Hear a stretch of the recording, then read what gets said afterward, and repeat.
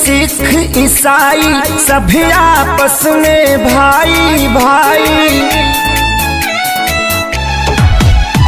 हिंदू मुस्लिम सिख ईसाई सभी आपस में भाई भाई।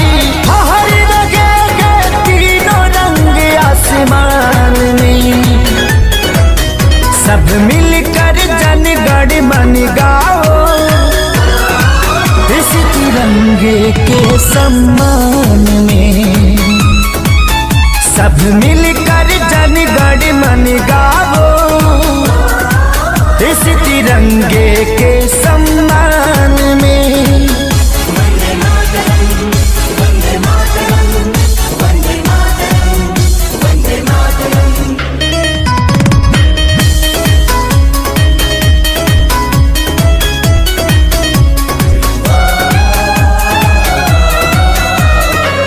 लोगों ने दी कुर्बानी उनका हम पर कर्ज है।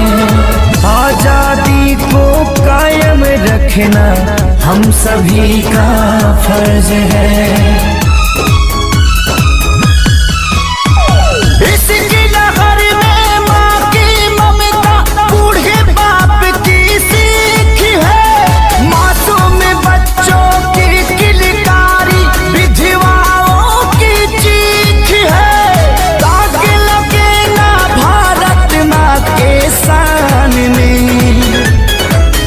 सब मिलकर जन गण मन गावो, इस तिरंगे के सम्मान में। सब मिल